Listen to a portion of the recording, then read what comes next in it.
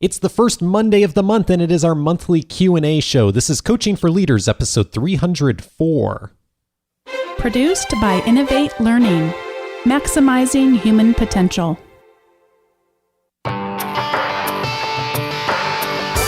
Greetings to you from Orange County, California. This is Coaching for Leaders, and I'm your host, Dave Stachowiak.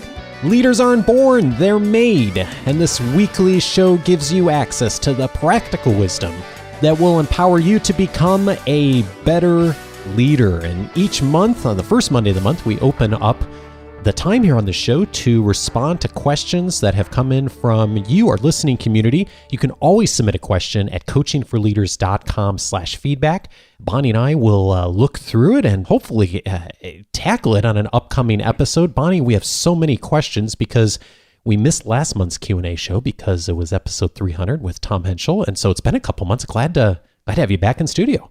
I'm glad to be here. I was thinking about that. I really enjoyed the episode that we did about the tech tools and how we contribute to our learning using those tools. And so I'm kind of, oh man, back to the really hard stuff. We got some good questions this month. I'm ready to dive in. The tech tools are simple compared to the questions we're going to be handling today. As always, thank you so much for those of you who sent in questions. And our first question here is from Kristi. She writes, I'm currently working through the back catalog of your podcast to get up to speed on all your wisdom and inspiring guests. I've always been able to find at least one thing, either big or small, from each show that really resonates with me, including some major light bulb moments. I have those too, Kristi. My question and challenge is around how to implement those ideas and not fall back into old habits. How do we keep those suggestions in the forefront and consciousness of our minds until they become unconscious behaviors? How can I become consistent in applying these principles to actually get better outcomes? I currently listen during my work commute, and as soon as I walk into the office, I'm faced with a scenario. I forget everything I've learned. Kristi, you would not be the first person that I've heard that complaint from over the years of this show going, and I've experienced that myself. It's one thing to know something.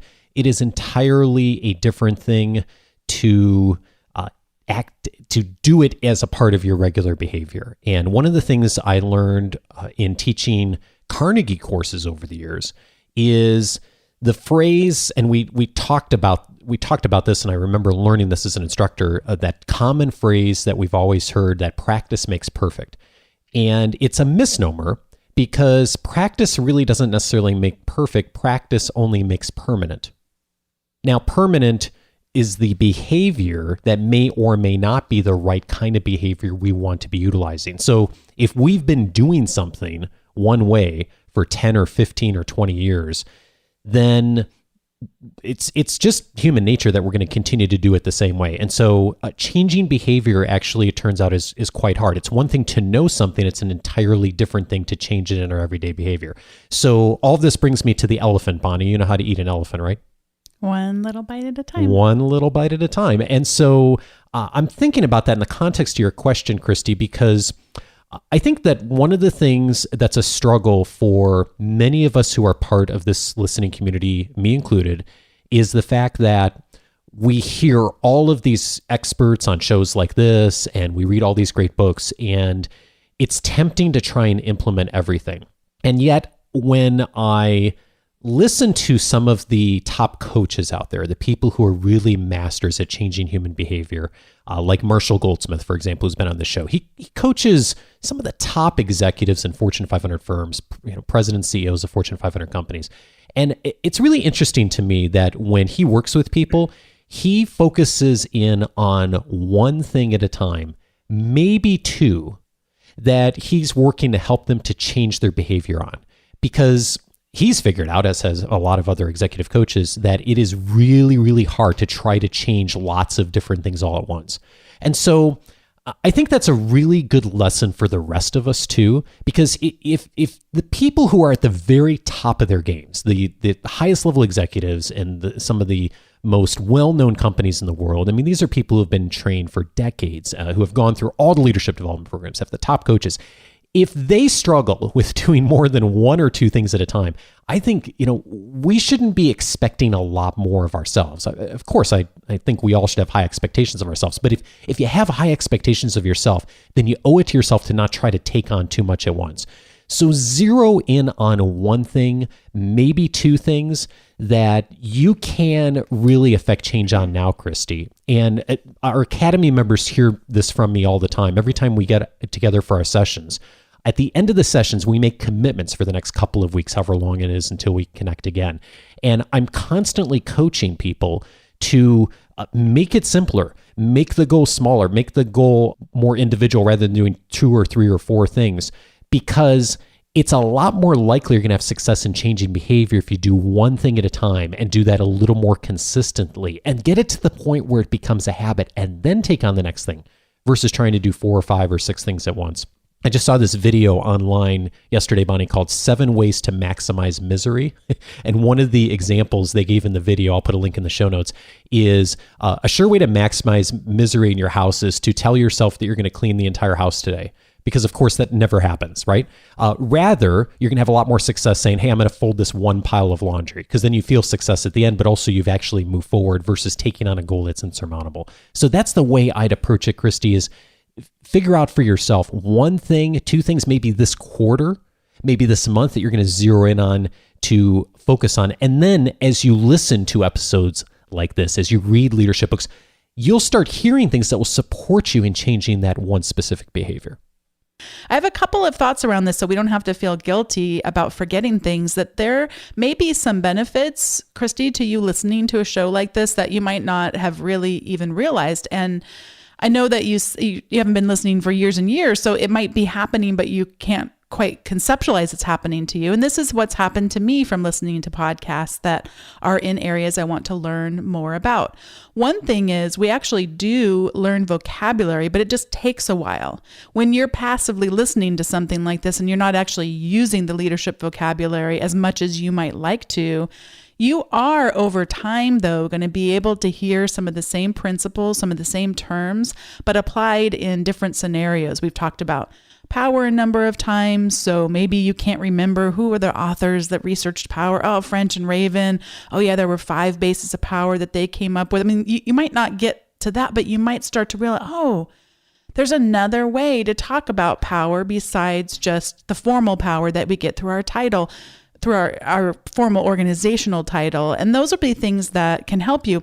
And then a couple of other things, I would recommend checking out the book by Charles Duhigg called The Power of Habit. By no means am I an expert at habits, and that's certainly an area that I could grow in myself. I enjoyed reading it quite a bit. But he does talk about, instead of only thinking about habits, but also trying to get to, I don't know if he calls them cornerstone habits, but they're kind of like the fulcrum, that if I do this one thing, then it'll be easier to embrace other habits, and doing some thinking around that, I think, will help you. And also reflecting on Dave's, recommendation to pick the small things. Thanks so much for getting in touch with us, Kristi, and I wish you the best as you try to think about what do you want to implement from this show. Our next question is from Kimberly. Hi, Dave. I could not figure out how to go about writing in about the situation. I was promoted into a co-manager position in January at my healthcare company because my then manager had made such a mess of our team that employees were threatening to quit, and more than one had gone to HR about this manager. We now co-manage the team. Our vice president does not want to demote or move her because she is excellent with patients. However, it has been very difficult for me to get anything changed or improved because of her. She's very process-oriented, and I'm very relationship-oriented. She's very clinical, and I'm very business. Unfortunately, she is a lone wolf who isolates herself from the team and hands down edicts from which they should work rather than leading them. She's inflexible in the processes that she creates and in her thinking. If one of the team deviates from the process, that is unforgivable.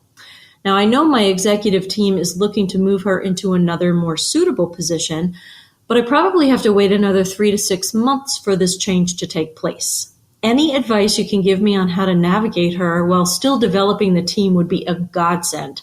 Any discussion with her becomes a debate. And I find it difficult to debate her on processes since that's supposed to be her contribution to the team. So thanks very much. I really appreciate and enjoy listening to your show.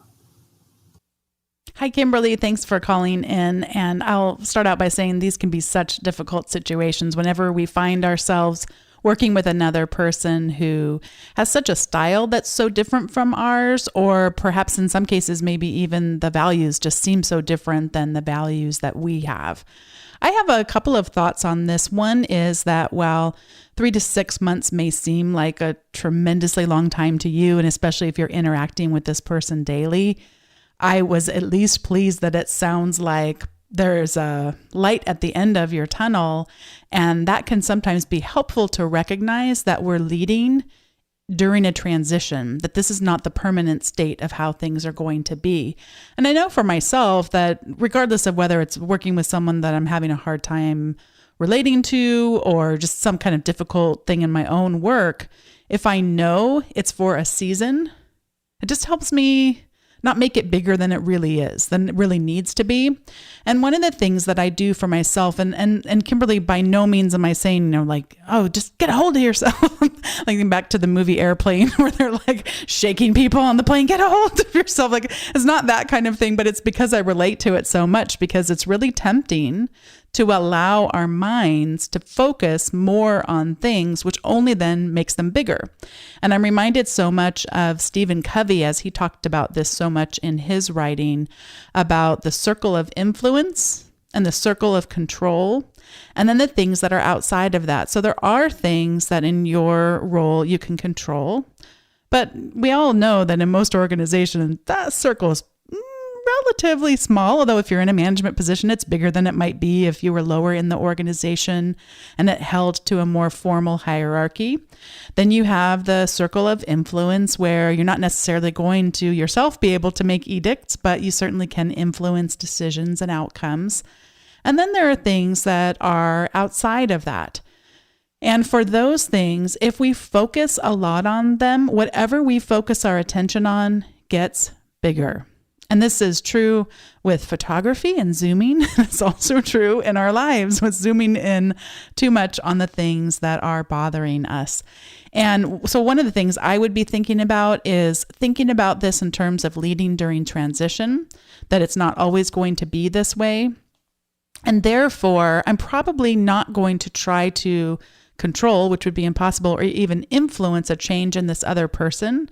If we're not going to be working together that long, then what I really want to be doing ultimately is focusing in on my own sense of mission and my own sense of vision, and how wonderful that you're in healthcare so we can be thinking about what really ultimately is going to be best for the patients. And even when I'm working with someone who has been challenging for me in the past, if they're in line with my own sense of mission, I teach at a university. So for me, if I've got someone that's just awful to be with on a committee, for example, and or to just really, rough around the edges in some of our interpersonal work that we do together, but I know that they care about our students and I know that they're wonderful teachers, I can really overlook a lot because I go, that's what we do. That's why we're here. That's why we make a difference on this earth. And it can help me to humanize someone that I've been demonizing in my own mind. It sounds like she's wonderful with patients. And if there's anything that you can do as someone who has been a patient and has so appreciated people who were focused on my needs and what can sometimes be a cold or mechanistic sort of process, just depending on what it was I was going through, try to celebrate that more in your own mind so she can become human. So she can become, yes, I mean, I worked with people. I tend to not be very process oriented myself, and it can be difficult when someone can be so rigid that way. But my gosh, she does care so much about her patients and she does so well with them. And ultimately, that's what we're in the business to do. Maybe she's having a hard time leading because she is so process oriented and isn't able to see some of the more innovative things we might do. But gosh, she really does care about the patients. But then the other thing too is maybe try to think about other things. Are there other people at work that you're responsible for leading that maybe you could be a little bit more curious about what ideas they have for the organization, trying to carve out a little bit more time to put a leadership role toward influence the people that you lead in the organization? Can you take 10 minutes and go for a walk around the building, around the outside of the building, get a little sunshine or a little rain, depending on what the weather's like when you listen to this and implement it? Sometimes just even a change of scenery for 5 minutes can make a huge difference if you're able to do that. But Kimberly, I do wish you the best on this. I know these situations can be tough, and I am interested to hear what Dave has to say. I don't think I have anything to add. I love what you said, and I love the mindset of zeroing in on what we can control, to Covey's model of influence versus concern. It's really easy to be concerned about a lot in the world. It's easy to say that from our perspective, Kimberly. And if you do nothing else with it other than just change how you're thinking, then I think you go a long way for a short period of time. Now, if this was going to be 5 years, I think we'd have a different answer.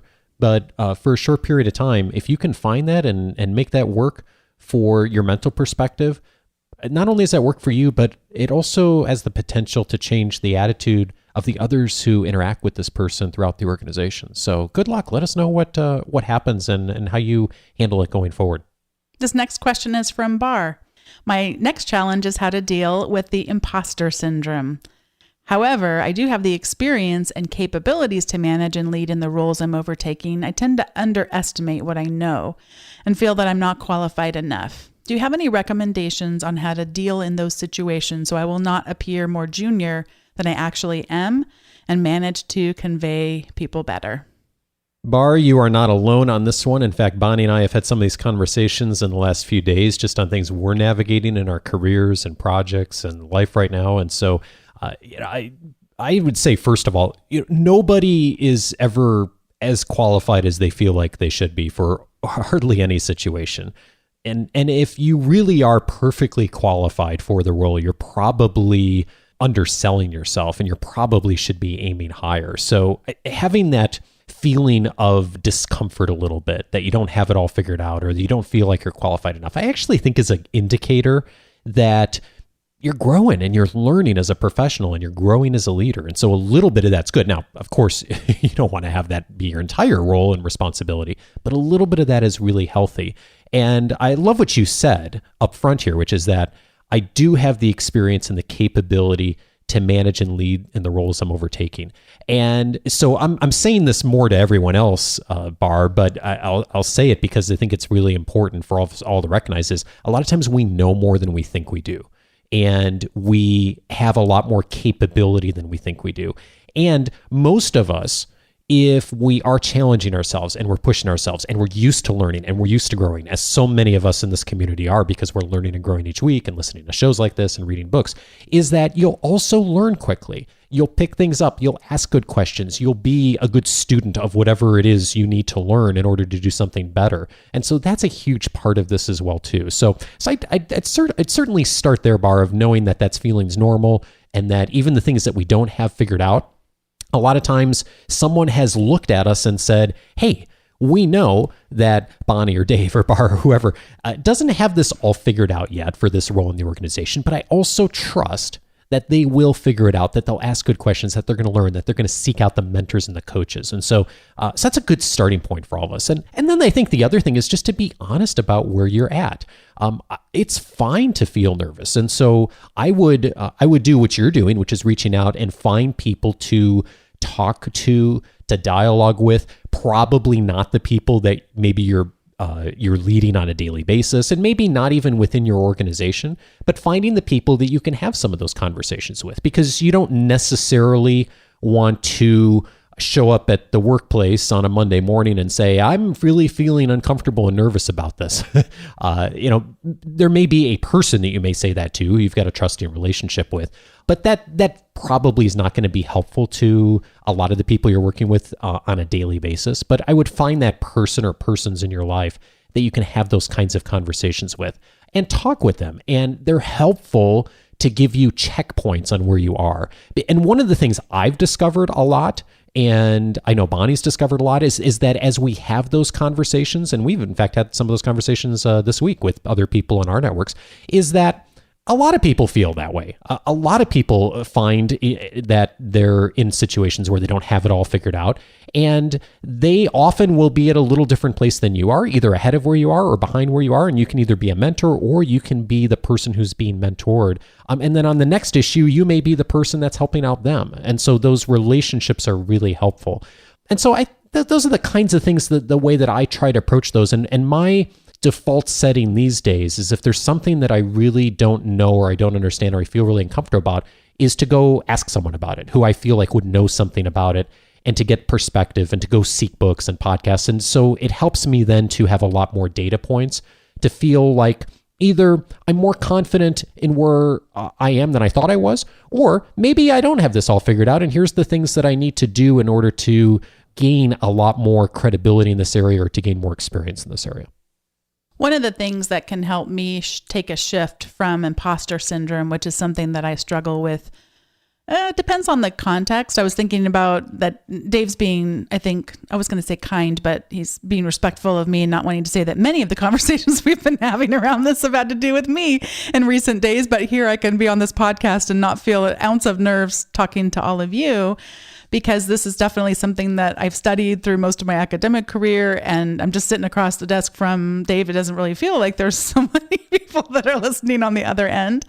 But one of the things that's where you'll get when you become an expert at something, and when you have that level of comfort of having done it so many times before, it does get easier. So that's the hope that you have in the end, is that you can have that reduced. But as Dave said, if you're being a good leader, you're always going to have some aspect of it, because you're always going to be stretched in some new and different direction. So while this may be comfortable for me, outside of this conversation, I am struggling with some situations where I'm really being stretched, but I know that in the end, someday I'll look back on that and chuckle at myself. And then someday it'll have that sense of being something I'm more comfortable doing, because I allowed myself to stretch and to grow and to really be challenged in that way. So the way that I make the shift, though, from feeling like an imposter, from feeling insecure, to having a little bit of authentic confidence, because that's the danger, by the way, is to flip and overcorrect. And it goes from I'm the imposter to I can do no wrong and I'm perfect and I'm great at this, and overcorrecting, and it's not authentic. So what we want to do, instead of shifting to overconfidence, inauthentic confidence, is to shift on serving others. Every time I do this, it's a lift of weight. No, this isn't about me. The reason that's hard is because I'm making it about me. It's not about me. It's about the people that I serve. And if I do something that I actually think serves other people, which ultimately I think is a way to have a lifelong fulfilling career, then when I can do that, all of a sudden, it's not about me anymore. It's about them. And my focus, instead of what will they think of me, is how can I serve them? And then the last thing I'm going to mention is I'm going to ask Dave to post a link in the show notes to this really short video that Chris Brogan, who's kind of big in the marketing field, posted. I saw it this morning. I don't know when he posted it for the first time, but I was laughing earlier, Dave, because you mentioned about not trying to do everything all at once, like clean the whole house, but just do one load of laundry. And I was like, I folded a load of laundry this morning while I was quote unquote watching this video. And I say watch because I wasn't really entirely focused on it, because I'm folding and, walking away to put the clothes away and all that. But I loved this video because if he had been formal the entire time, it never would have caught my attention. I never would have watched it this morning. I would have probably bookmarked it and then never come back to it. It's so human. And it is a video about being authentic, by the way, but then you don't want to be too authentic. That's what he talks about. Like, you don't want to show them everything, because then that does become about you instead of about serving them. You want to be authentic because you want to serve the people who you're leading. But if you're too authentic, then they lose either interest in what you have to say, or they lose confidence in you. And that's what happens if we're too authentic with our self-deprecating thoughts. You never, never, never want to stand up in front of an audience ever and say, oh, I feel so nervous. This is the first time I've done this. I mean, that is so not helpful for serving the people that you're trying to serve through that engagement. And it's the same thing as a leader. I want to be authentic and transparent, but at the same time, if I'm too much of that, they're going to lose confidence in my ability to lead and to have me be someone they can come to when they're struggling with something. So that's be authentic, but don't take that so far that you're no longer able to serve the people that you're leading. Yeah, well, then it's more about you then than it is about them. It's about you wanting the attention. It's about you being worried about yourself. And that's why Tom and I talked about this in episode 300, that the 4 words when I start presentations classes, it's not about you. Mm-hmm. And so the decision comes on, is this going to be helpful to the people that I'm leading, serving, speaking to, parenting, whatever the insert noun here, right? And think about this from the perspective, like, think about getting on an airplane, Bar. I mean, I don't know how many airplane trips I've taken in my life. I've never once gotten on an airplane and the captain's come on and said, hey, I'm so glad to welcome you on the flight today. I just want to let you know this is my very first time being captain of a plane, and I'm kind of nervous. I'm feeling a little uncomfortable about it, but I'm trained. I'm really ready to. I mean, can you imagine the ridiculousness of the fear you would strike? And yet, I'm sure, because of all the plane trips I've taken in my life, there have been times that it was their first day. It was, as captain versus first officer on the plane, and yet they don't say that because that's not helpful to people. Are they nervous? Of course they're nervous, but they're handling it in a professional way. So transparency, for me, doesn't, like as Bonni was saying, it doesn't mean you tell people everything. It's you tell people the things that are going to be helpful to them, the things that are going to serve them well in order to interact well with you and to be served effectively, and that you're showing up and adding real value. Some person, I'm not sure who this was, took our son, who's 5, to the library the other day, and our daughter, and let them check out some books. And he came home with a book, everything you could ever want to know about natural disasters. There's a story behind that. It was not the book I was. Earthquakes, tornadoes, landslides, you name it. This book is just full of them. And so we're going through the book, and one of them is on earthquakes. And we live in Southern California, and guess what? There's earthquakes. And so I wanted to explain to him, like, yes, sometimes there have been bad earthquakes, but they hardly ever happen, the bad ones. But sometimes there's earthquakes that happen. And you know what? Sometimes I get scared. I didn't want to tell him that, like, I've seen my whole life flash before my eyes. But I want there to be that, like, oh, I'm a human being too, and I've been scared too. But what's really interesting is I've never been hurt in an earthquake. And so we do our practices, and now they've changed what they want us to do when there's earthquakes. So that really messes me up. So talk to your dad about what we're supposed to do when there's, because they used to tell you to go stand in the doorway, and now they don't tell you to do that. Now you get under the table and you hold on to the table so the table doesn't go. Yeah, at any rate, probably the bad person to be talking to our son about the earthquakes. But anyway, I mean, so I think that's an example, though, of, I don't want to be too open about the terror that I have and I don't every earthquake, but I mean, if the pretty bad ones that I've been in, like, I don't want to be open about that, but he needs to know that they might happen. Yeah. And that we're all human, and that fear is kind of a natural thing, but then we can shift right into what do we do when we have one, and then knowing that things are going to be okay. Somewhere there's a transition here to the Coaching for Leaders Academy, but I'm not quite sure it's the transition I intended for. When you're having an earthquake in your leadership life, have I got a table for you to hang on to? I don't think that was quite the transition I was looking for, but I was actually thinking about this in the context a bit of Bar's question of how do you get good data points? And one of the ways is the Coaching for Leaders Academy. We're going to be opening our doors again here in September for new applicants. And actually, this does relate, Bonni, because I got an email from someone recently asking me what kind of training the Academy provides. And while there's a lot our members learn in the Academy by virtue of the dialogue we're having regularly, it's not really a training program. And I know that because I've been running training programs for the better part of 15 years. The Academy is first and foremost a strong community. And it's all about access to relationships with other leaders who support you, who challenge you with new ideas, help you stay accountable, and provide you with the ongoing perspective that you won't get just inside your company or industry. And we're always doing things that we're learning from each other. In fact, Bonni, you may have noticed there's a stuffed monkey in the studio here. I did. In fact, I had it starring in one of my videos that had nothing to do with the monkey and had to do with getting rid of distractions when you're creating videos. So I stole this idea from Kim Scott, who was on the show a couple weeks ago, author of the book Radical Candor. One of the tactics she talks about in the book is if you're leading a team and people don't talk a lot about failure and aren't learning from each other's mistakes, is she talks about bringing in a giant stuffed monkey into the meeting and having everyone go around and talk about what's the biggest mistake they made in the last week. And whoever's got the best mistake, they win the stuffed monkey. And it's kind of a fun thing and it's playful and people bring it home to their kids.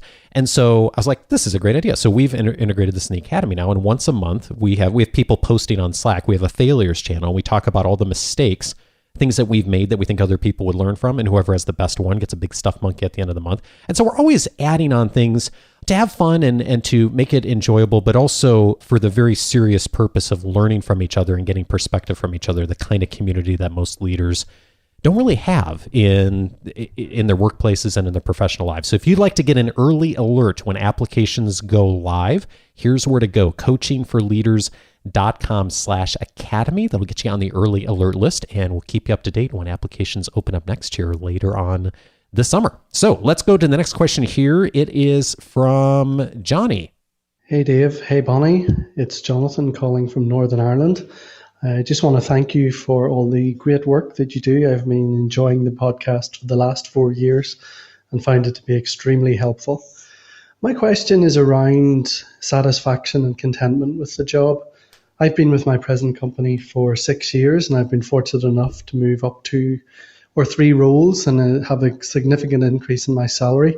However, as I go into the most recent role, I find myself already looking to see what the next move could be, or preparing to take the opportunities as they arise. How would you deal with this situation and deal with finding contentment in the job that I'm in now, rather than continuously looking to the next step and the next step? Thanks again. I really look forward to your answer. Well, Jonny, first of all, thank you so much for listening for 4 years to the show. Glad to hear from you. And Jonny also sent a email after this, Bonni, with a little more context. He said, I think the key issue is really finding contentment in life and career right where I am now. Sure, it's fine to go for promotions, etc. However, if it's based on the foundation of discontentment, then I'm at risk for going for career changes that are unwise or unsuited because they're motivated by money or status, rather than the desire to do something more interesting, exciting, or challenging.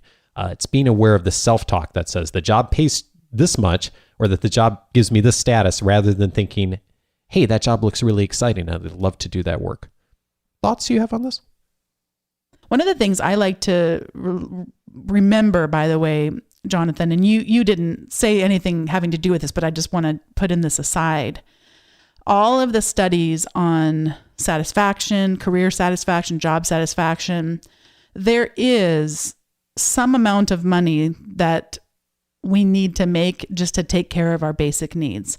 And that's going to be different depending on cost of living. That's also going to be somewhat different depending on culture and social status. But I mean, what the studies show, regardless of, one figure I'll throw out there here in the US would be $75,000 a year, but it depends where you live, right? But once we start making above what it's going to take to satisfy those core needs, every dollar above that doesn't actually make us happier or more satisfied. And in fact, if you go really, really high up there, I know, Dave, you read some of the studies about lottery winners, then it has an inverse relationship to happiness. If we're talking about lots and lots and lots of money. So I'm loving that you're asking this question. I don't know necessarily that I have an answer for you, because I suspect that for you, this is just what my gut says from not knowing you, this is the first time I've ever heard from you, that you're probably not really suited to be a person who is a content person who just sits back and kind of sits by the stream and watches it go by and the clouds go by. You seem to have more of an achievement-oriented personality. And I think it's kind of dangerous for us to try to change our core default settings. We need to be more flexible with them, yes. But I'm wondering if instead of trying to stop doing what comes naturally for you, as in to try to achieve, could that be more reflection on what is it that you would like to achieve? because I think that's a really good quality. And maybe I'm saying it because I tend to be really achievement oriented, but like instead of it being to try to achieve the money and the status, start asking questions around that, which you are. But then how do you take that strength of yours and focus it on something besides that, but still on that achievement? And you did talk about doing things more interesting, more exciting, more challenging. I think that's a wonderful pursuit. And I would focus on that rather than focus on finding contentment, if that makes any sense. That's, you said, like, I think the key issue is finding contentment in life and career. And I'm saying, like, oh, I don't know if that is. And perhaps it's not being content, but pursuing other things besides the money and the status. And maybe that involves doing something that's a little bit riskier. Moving up in the organization is a little bit less risky than staying in the same level that you are, but moving into more of an entrepreneurial role in an organization, or maybe even moving down, but in an area that would offer you new challenges and something that you haven't really done before. So I really liked your question, and thanks so much for calling in. I just felt encouraging just hearing a little bit about your story, and I'm sure Dave has some thoughts on this as well. Jonny, 2 thoughts. The first thought is, I suspect it's not really about just the money and the achievement in the next position for you. And the reason I'm making that assumption is because you're listening to a show called Coaching for Leaders. So if it was really just about the money, if it was really just about the next position, you would never have started listening to the show 4 years ago in the first place and been kept listening all this time. So there's other things that are achievement oriented for you. And by the way, to Bonnie's point, all of those can fall under achievement, just being directed potentially a different way. So my second thought is colored by the fact that I just saw the movie Cars 3 with our kids a couple of days ago. And so this may be a little bit of a spoiler, but I don't think I'm going to be destroying people's lives too much by going a little bit into the plot line of Cars 3. But if you're not familiar with Cars, there's this central character named Lightning McQueen, who's the race car. And by the third movie, he's had a lot of successes. He's had a lot of things go great in his career. And he gets to this point where he's basically like, well, what else? What's next? I'm getting older. What's the next step? A very achievement-oriented character. And the spoiler part a little bit is he discovers along the way in this third movie that there's other ways to channel achievement. That doesn't just have to be about him, that his achievement starts to get channeled to how can he help other people. So to Bonnie's point, the core personality trait that he is so good at stays the same, but he channels it in a different direction. And so, Jonny, that's what I would hope for you as you start thinking about this, is not necessarily to change who you are. You're really good at what you are. I mean, so many of us would wish for the talents you've had as far as being able to move up positions and roles and earn more money and have more influence and all the things you've done, it seems like very naturally, very, very easily. How could you potentially teach others how to do that? How could you take that achievement orientation to lead and develop other people into some of the interests, I'm sure, as to why you listen to the show? So there's so many different ways you could approach that. And I'm just really excited to see what you do with that.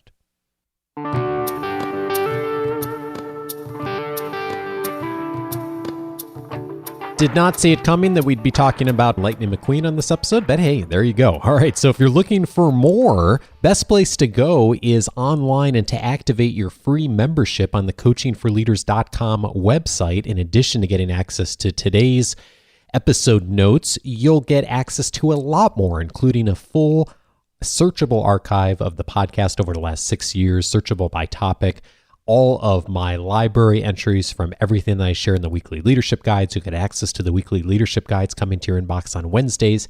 And you'll also get immediate access to my free 10-day audio course titled 10 Ways to Empower the People You Lead. I've taken the best of the last 6 years of the show and compiled it into 10 lessons that are all less than 10 minutes. It'll give you the most immediate practical actions. It's a 10-day process of getting one lesson per day, and a lot more that I haven't even mentioned. Go over to coachingforleaders.com. If you haven't already set up that free membership, you'll get access to everything there, plus a lot more. It's a great way to get you up to speed on everything we've been talking about on the show. In addition, I'd love to get up to speed with you personally. There are 2 meetups coming up for Coaching for Leaders listeners, community meetups coming up in the next couple of months here. I mentioned on last week's episode, I am announcing a meetup coming up in the Denver area, Denver, Colorado, and that is going to be on Monday evening, July 24th. If you are in the Denver area, or if you happen to be there that evening, Monday, July 24th, 2017. There's details at coachingforleaders.com/Denver. At the time I'm recording this, we're still tracking down a location. So if you know the location or be willing to host us, also go check out that link and let me know. And if you think you may be able to join us, RSVP there so that way we know you're interested in coming and we'll get more logistics to you. So again, Monday, July 24th, coachingforleaders.com/Denver. And I'm also pleased to announce a meetup coming up here in Orange County, California. It is going to be on Thursday, August 17th, the evening of Thursday, August 17th, here right in the heart of Orange County in Costa Mesa. If you are interested in attending that and you're in the Southern California area, I would love to get connected with you that evening. It'll be a couple hours that evening here in Costa Mesa. coachingforleaders.com/Orange County, all one word. If you're interested in attending that, again, coachingforleaders.com/Orange County. At both meetups, I'll be doing a few activities, hopefully. I'll give you a chance to meet other listeners in your local area. I'll be taking some questions about the show and leadership in general, of course. We'll have a lot of fun and give you a chance to build relationships, which is really what the Coaching for Leaders community is all about. So check that out. Again, coachingforleaders.com/Denver or coachingforleaders.com/Orange County. Now, in relation to today's conversation, there's some past episodes that I know will be helpful to you in the context of some of the things Bonni and I mentioned in our answers to the questions. We mentioned Marshall Goldsmith early on in today's conversation on episode number 196. He joined us to talk about his most recent book, Triggers, Creating Behavior That Lasts. We talked about habits.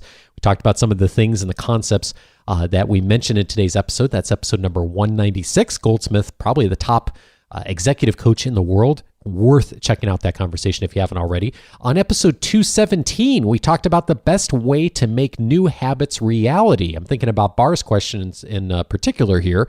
Kendra Kinnison was on the show talking about habits and even coaching me on some of my habits. And so if you're thinking about changing your behavior in some way, or you want to get better at setting and achieving goals and particularly changing your habits around things, episode 217 is worth a listen. And then also we mentioned Radical Candor again on this episode 302 with Kim Scott, how to challenge directly and care personally. Lots of good details there. So much in that book that's helpful even beyond what we talked about on the show. Episode 302 is where to go for that. You can access all of those episodes by just going to coachingforleaders.com/the episode number. That will get you right there with all of the audio, but also all of the resources we've talked about in all of those past episodes. And next week, I'm really pleased to welcome Liz Wiseman to the show. She is joining me to discuss how to handle what she calls the diminishers out there in our professional lives and, in our personal lives too. She is the author of the best-selling book, Multipliers, How the Best Leaders Make Everyone Smarter. It is a best-selling book. It's been out for a while, but she's just released a new and revised version of the book. She's joining me next week. It's a conversation that I think you'll really find valuable. And the interesting thing about diminishers is we all are diminishers, of course, at times. And so we're going to talk about how to navigate that effectively. Thank you so much as well this week to JLS Nada for the kind review you left on iTunes. I appreciate it. Thank you so much. If you've been listening to the show for a bit and you haven't yet rated the show or reviewed it on iTunes, it's a huge help. I read all the reviews, and it's a big help in continuing to grow our community. Thank you in advance if you've done it before. And if you decide to, go to coachingforleaders.com/iTunes. Also, a reminder, 2 more Q&A episodes coming up in the next couple of months. Joe Knight is returning to the show to answer our questions on financial intelligence. If you have questions about how to handle the financial parts of being an effective leader in your organization, send in your question. Also, Kwame Christian is going to be joining me to talk about persuasion, dealing with difficult people, and saying no. If you have questions on either of those, go to coachingforleaders.com/feedback. And see you next week for my conversation with Liz Wiseman. Take care.